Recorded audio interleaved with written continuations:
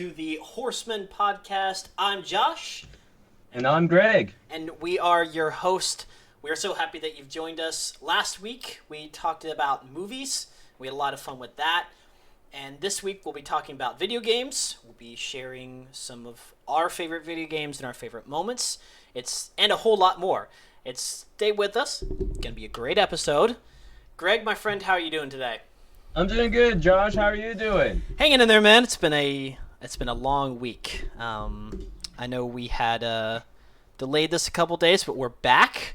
We're good to go. We're rested. Yes. We are pumped and talking about video games. So, to start us off, what video game are you currently indulging your free time into? Right now I'm going through Dead by Daylight. Dead by Daylight. So, yes. What is the premise? Have you heard of it? I haven't heard of it. I haven't heard of it. Let me give you a little synopsis of this game. So, Dead by Daylight, there are 5 players that all online, of course. It is cross-platform, so you can play on your PlayStation or you can play on your Xbox. And you could either play as one of the players is a killer, and then the other 4 are survivors. So let's start with the survivors. If you are playing as a survivor, there are 4 of you, and your objective is to start all 5 generators before the killer gets you. Yeah. And if the killer does get you, the killer has to put you on a hook, and you can only go on the hook 2 times. But the 3rd time, like in baseball, 3 strikes and you're out of the game. So your goal as the 4 survivors is, start all 5 generators, open the gate, and get out. But sometimes the killer gets, 3 of your teammates and you're the only one. And then, in that case, you have an option of trying to find the back door, which is called a hatch. And the hatch is randomly placed on the map. Once you find it and you're the last survivor, you can go to the hatch and escape. Huh. So, yeah. Where does the term Dead by Daylight come into play in the game? Is it a night game? I would say it's a horror-based game. Oh, gotcha. So in a lot of classic horror films, it's just like it all happens overnight, So, Dead by Daylight. Huh. Interesting. I'll have to... You said this was PlayStation and Xbox? Yeah. Oh, let's see. And I'm playing it right now on the Xbox One. Xbox One. Okay. And it's on Steam, too, so it's also PC. Fantastic! Yeah. And it's also Nintendo Switch and PlayStation 5. Nice. That's good, because I started off... Let's see. I think the first ever console I played on was the Wii, but I've been playing more. Then I moved Xbox, then PlayStation, and now I play more PC games. So the more PC games I find, because I can always buy them and just keep them in the Steam library, so that's a good trait to have. What were kind of some of the games that you grew up playing? I remember the first video game that I would play, and it was at an arcade. It would be the Miss Pac-Man / Galactica, combo, which is you could choose either one of those games. So I remember playing a lot of that at our local, restaurant, Oh, okay. Before you're waiting to get your table seated and all of that. And then it evolved into, what was that game? It was the pod racing game, where you would go sit in one of those pod racers. It was one of those racing chairs, but it was all pod racing. Do you remember that? I never played it, but I do remember seeing. Well, the whole premise when we were younger was that it was. So I grew up with 6 siblings, so it was if one of us played, all of us did, and my dad really didn't want to go that route. So the kind of general rule was, we're not going to play in the arcade stuff. At least that's what I remember growing up. So I never got to play it, but I have seen people play it, and that is a game I wanted to play, and maybe one day I'll find an arcade that plays the pod racer game. Yeah. Who knows? That's sick. Yeah, but yeah, I remember. I think was it. It was there's this place in my hometown. It's called Foster's Grill, and they have a little like arcade section, and I always remember going over and playing, and I would put in quotes playing, because we never put money in, but we just pressed other buttons and pretended that we were playing. Oh my God. So I remember it was an arcade racer, and there was the one trial version they had. It was always in the snow, and no matter how many times I willed my character not controlling him into winning, he would always crash on like the last part of the race, and then Oh my the God. trial would be over and it would just start all over again. But I remember sitting down and just be fascinated by this playing. I thought at the time that this were, like most people, these were the sickest graphics available. And then that What was are you like talking about? that I was like think these are the top tier graphics of all time. these are the I think if people had to pick, I think they probably choose the older games over the newer games. For those who played them in the past, and the only reason why I say that is, I feel like those games bring back a whole lot of nostalgia, and they're just so much fun to play as like a group thing, as a tournament. And I think it makes it fun as a group because a lot of these arcades are in restaurants. So it makes it more of a fun of a group outing kind of thing. Because you can have people over to your house and have tournaments. But when you go to a restaurant and you see arcades, I think almost every single person between the ages of, I would say, probably 20 and maybe 30, 35, would look at those games and go, yeah, that I'm playing that. I don't care what we're doing after the rest of this evening. This is going to be the highlight. So, yeah, I think, let's see, the games that I've been playing, last year, one of the engineers at work got me hooked on this game called Escape from Tarkov. You ever heard of it? No, I've never heard of it. What's Okay. the premise? So, Escape from Tarkov, think Call of Duty hardcore times about 10 or 15. Okay. So there's no maps. There is a map, but it's not like it's digital. You actually have to pull the map out of your pocket and look at it if you buy the map, which are very hard Oh to my find. There are no placement markers to tell which player is on your team or which team is the bad guy. So communication is key. Knowing your surroundings and knowing the map is huge, because if you don't know the map, you're not going to extract. So you start off with a starter pack, a couple of guns, some water, magazines, all that kind of stuff. You go into the map with you can have up to five man squads. You go in as a PMC, which is your player, and your goal is to go in, get loot, as well as complete tasks along the way to complete the quests and to extract. There are two different modes. There is the PMC mode, and then there's the scav mode. The PMC mode, anything that you take in with you into the raid, if you die in raid, you lose all of that unless you have insured it. Now, the scav is a randomly generated character with randomly generated equipment. So you could go into a scav raid and have an SKS and a couple rounds, or you could go in there with a pistol and a labs keycard. Like, it just doesn't matter. And for reference, a labs keycard is worth about 300,000 rubles on the market. So that's a very valuable item. So you don't know what you're going to get. And what I really, really, really enjoyed, about this game is that it's incredibly difficult, but also a lot of fun, because it forces you to learn and adapt to the game. It forces you to learn the maps, because if you don't, you're just going to suck. And there is a massive community. There are so many people who play this game. It's very popular. And if I had to have one takeaway from this game, is that it actually made me become a PC gamer. Like, I love playing this game. I try to play it as much as I can. And there's just a lot of different elements to it. It's one of the top games that I play. But yeah, it's incredibly difficult, and it has a steep learning curve. But once you kind of get around it, you really start learning the weapons and all the kind of good traits about it. It's a good game. It's a really fun game to play.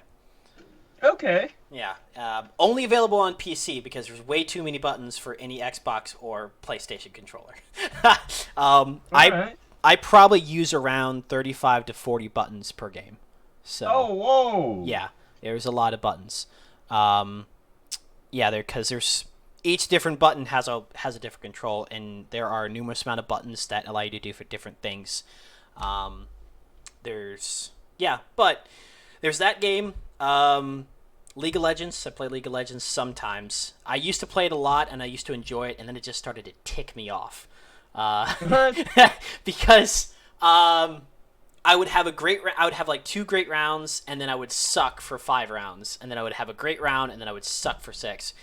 And it's a very, very steep learning curve. A lot of the times I'm just kind of tagging along with one of my players, along with one of my buddies, and the last 4 times I played, I've actually had great rounds. So if I stagger the League of Legends playing a bit, I have a lot more fun. So there's that game, and then the last game that I play a lot would probably be Enlisted, which is another Call of Duty-esque military game. That's very fun to play. It's a World War II. So Okay. yeah, it's about the 3 games that I play. What would be, if you had to think back in years playing video games, what would be your favorite? You look back. What's a top memory that comes back within, like, say, the past 10 years of video games for you? Past 10 years. Yeah. Oh my gosh. I think, those late night sleepovers. With your buddies, back in my day, well, it's still our day. Back in my day, oh boy, we getting old. It's just like, if, like, my buddy, he had an Xbox, and my other friends had Xbox, but we all had controllers, right? So we would set up 2 CRT TVs, put them together, and we would play Halo 8-player. Oh, that's fun. LAN parties. We would all be on, playing that Halo 2, just like 2 rounds of teams, capture the flag or whatever we decided to play, and we just go at it. Wow. Dude, Halo brings back a bunch of memories. Oh, that's like one of the OG games. Which you can't, like, Which Halo was your favorite?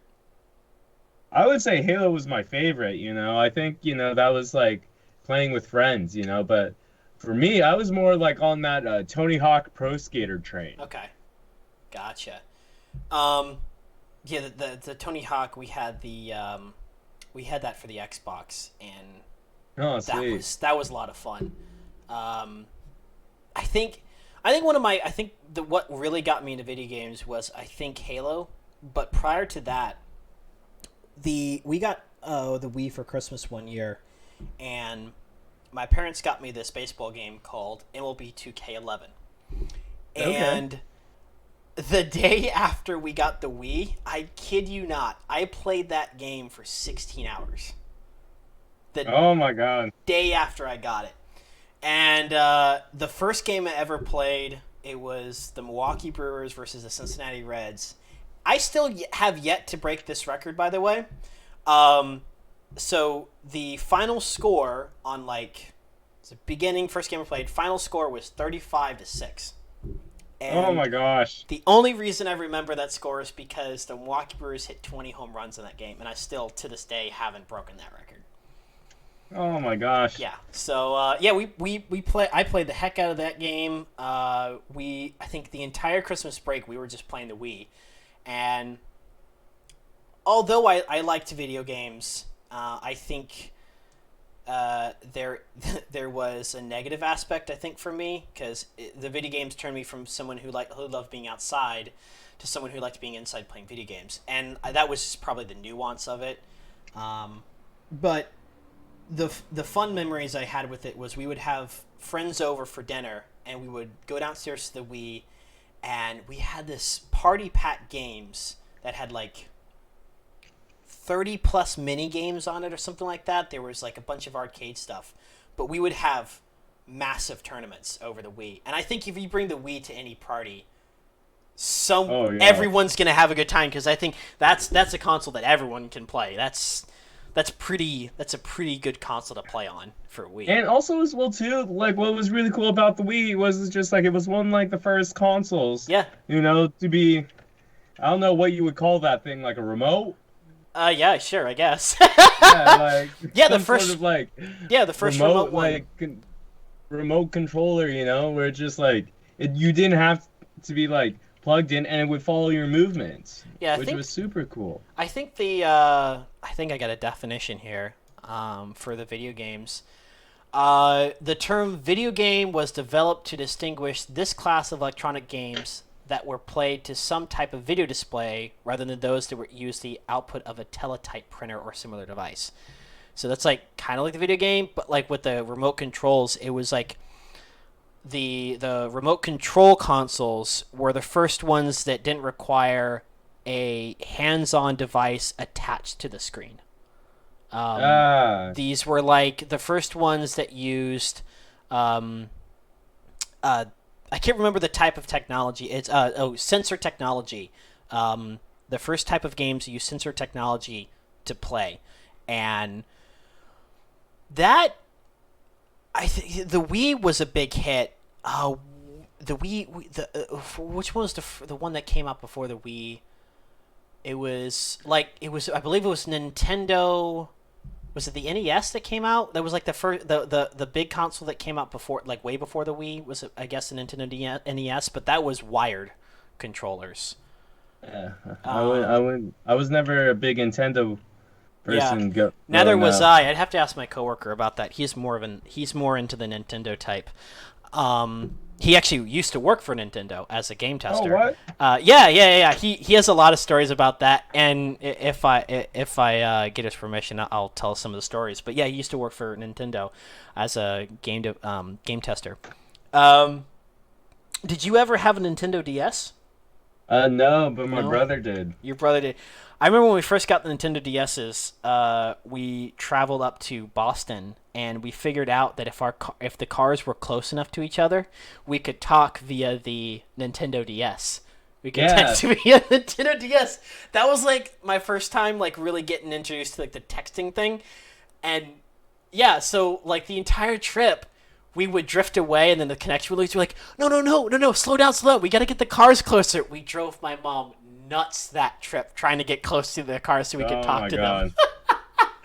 I want to say probably 2012 or 2013 we got the Xbox, and we got Halo, and my brother and I started playing around with Halo. We got Halo 4 first, and we started playing around with the creative designs on Halo 4, like the maps you could make. And there was this one map that we always chose. It was the one it was like an indoor warehouse kind of thing. And we would make these stupid, ridiculous forts that were basically impenetrable. And we would have all these guns and vehicles and teleportation devices and would annoy the crap out of each other because we could never kill the other person without running into like one of their big machines. I still wish I had footage of all those. Oh my gosh. And then Halo 3. We did the same thing with Halo 3. We figured out that Halo 3 had way cooler weapons than Halo 4. The weapons were so much more cooler. We're like, if only we could put the Halo 4 map technology creation into the Halo 3. We were just like, we would have so much fun, but you gotta settle what you gotta settle. Did you ever play through the Halo games?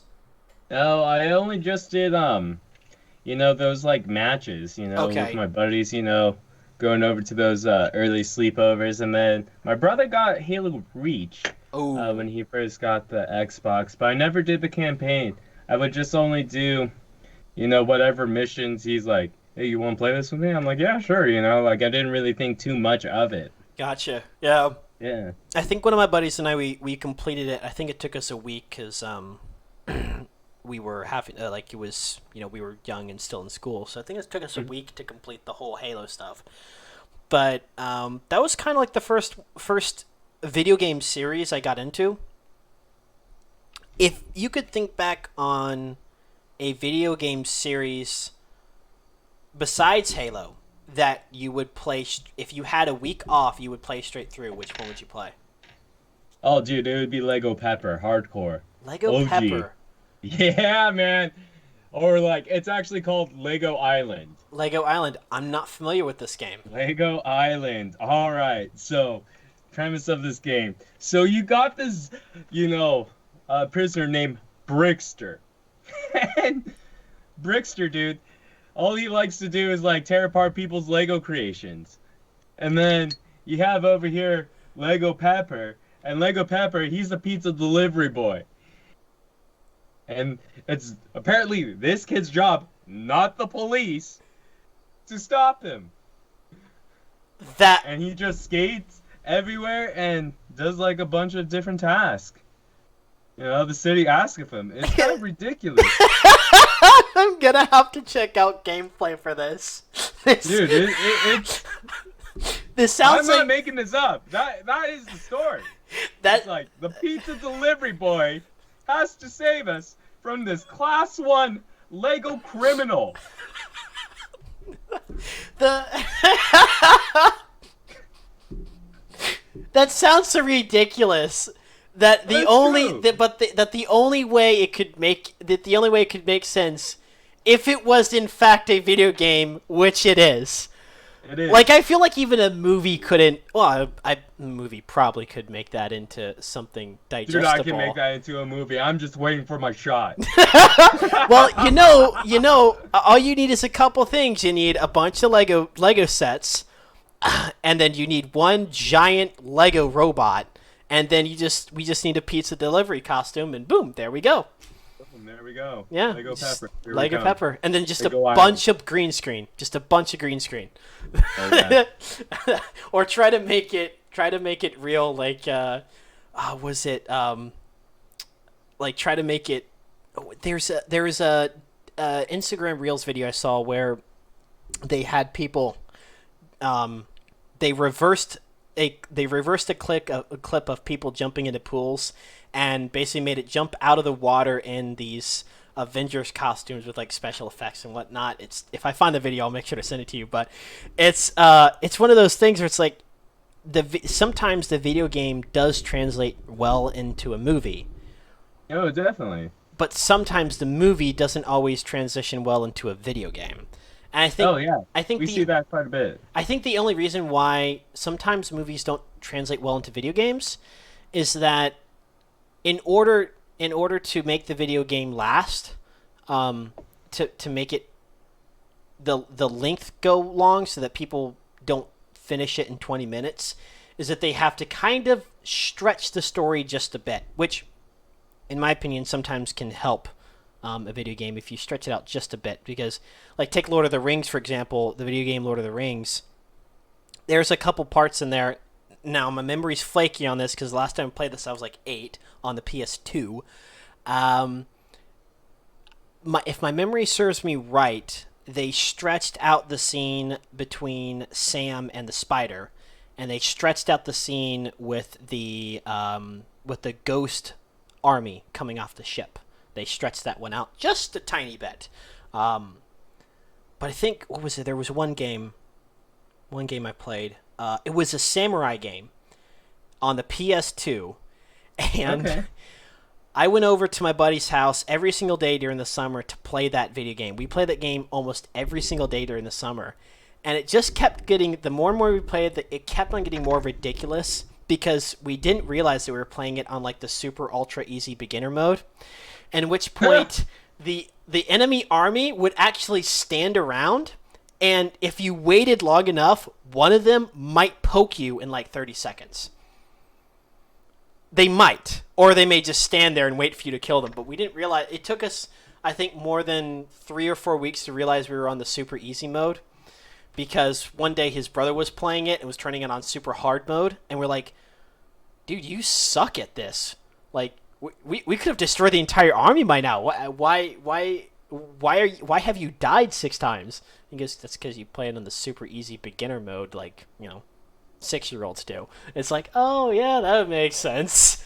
Oh my gosh. If you is there? I guess there is some good to having like really super difficult hardcore modes. Oh yeah. But what I found is like sometimes some of those super ultra hardcore modes tend to make the games sometimes a little frustrating, less than often. And sometimes the easiest modes make the game really boring less than often. Yeah, I think it's just like a balance between the two, honestly. Like some games, like you kind of ease into hard mode. Like I don't know if you ever played like the Arkham City games. No. Oh wait, never... Arkham City. Yeah, Arkham City, the Batman. Arkham Asylum, Arkham City, Arkham Knight. It sounds familiar. Let me look at this real quick. Yes, I did play this game. Yeah, so like how you start off in the beginning, right? Right. Where it's just like the enemies are not necessarily super hard. You can either attack, you can either dodge, and then like after you beat the game, they give you a hard setting. If you would like to do that, and it's like you just look at the characters. It just takes away the hints if they're going to hit you, or someone's going to throw something at you. So, and they ease you into that as well too. If you could name, off the top of your head, and just based on memory, okay, what would you say the top 3 video games are based on sales? Based on sales? Oh, dude, I have no idea. That is definitely out of my realm. But I know Pong is up there. So the top 3, as far as sales, you have Minecraft at more than 200 million sales. Okay. Grand Theft Auto 5 at 145 million sales. And Tetris at more than 100 million in sales. People pay for Tetris? Well, like how many they've sold. Oh. How many they've sold. But yeah, and then you have right underneath Tetris at 82.9 million, you have Wii Sports. The OG classic video game Wii Sports. And you got Wii Sports slapped. You got PUBG up there, Super Mario Bros, Pokemon Red, Green, Blue, Yellow on the Game Boy. Mario Kart 8, Wii Fit, Tetris on the Nintendo, Pac-Man, Mario Kart Wii, Red Dead Redemption 2, Terraria, Wii Sports Resort, Animal Crossings, New Super Mario Bros, and then New Super Mario Bros on the Wii, The Elder Scrolls 5, Skyrim, Diablo 3, The Witcher 3, and then you have Call of Duty Modern Warfare, Pokemon Gold, Silver, Crystal, and Duck Hunt, and then we play as the top 25 as the most sold. Oh wow! Which it didn't surprise me that Minecraft was at the top. I just thought that there might be another game that's a little bit more closer than 145 million. I think what surprised me was Tetris, because I played Tetris for free. Yeah. I don't know what they mean by sales exactly. Maybe it's like how many how many people have like downloaded or gotten the game. But yeah, that's true. But I'm not sure exactly what they mean by sales. But even still, like the last one they have on the list, which is The Last of Us, the remaster version, came out in 2013. That's still at 20 million sales, 20 million sales, I guess. But It's odd how like older games like Minecraft that came out in 2010, 2011 still are up there in popularity, and it made a little bit of a comeback last year. Oh yeah. And I think it's because the premise of that game is very simple. I've never played it, but I've seen my brother play it like for hours. Yeah, it was addicting to me at first, and then after a while, it got a little old. I think I still have maybe 1 or 2 servers up, but I'm not entirely too sure. We played it. I played it mostly on my phone and on my tablet. And Xbox and PC are a little more interesting. But yeah, the premise of the game is very, very simple. You build in either survival or creative mode, and I don't exactly know. Like, I know you can beat the game, but I don't know really what the premise of, like, I don't really, like, apparently you can, well, the end game is you defeat the Ender Dragon. Like, that's the end game. But like, I'm not entirely really too sure what the point of the end game is, because there's no, to my knowledge, there's no storyline. Like, there's no like, that's the only reason why I really don't play Minecraft a whole lot, is because there is no storyline. There's no character development. There's no, I don't think there's really, like, for me, it just doesn't bring me joy to play Minecraft, which is one of the reasons why I just don't do it. But it is very popular. And I think it was one of the first games that really broke the mainstream. Like, we had the mainstream, the games that everyone plays, and then Minecraft came along and I think completely revolutionized the whole video game thing. We'll get into that in a later episode. Oh yeah, definitely. And yeah, I think with a lot of, we could go back in a lot of video games as like kind of like breakthroughs and stuff like that. And the creator of Minecraft made a crap load of money when he sold it to Microsoft. And I think maybe selling it to Microsoft had its demise for a couple years. I don't know what they changed. I think maybe it was just PewDiePie got back. I think it was PewDiePie that got back into it that kind of set it off. God, that guy is going to be a topic of discussion in one of these days. That man is a legend. But yeah, unfortunately, we are going to start wrapping this up. It's a little bit of a shorter episode. We did have to delay it by Friday, but you know, this is the Horseman Podcast, and this is the Horseman Podcast, and it will change, it will fluctuate. But we are happy that you joined us. Hopefully, you did enjoy our short little episode here. Thank you, Greg, for coming on, sharing your stories, and yeah, thank you, Josh, for sharing your stories too. Yeah, we will see you guys next time. As always, have a blessed and wonderful rest of your day. All right, take care. Peace.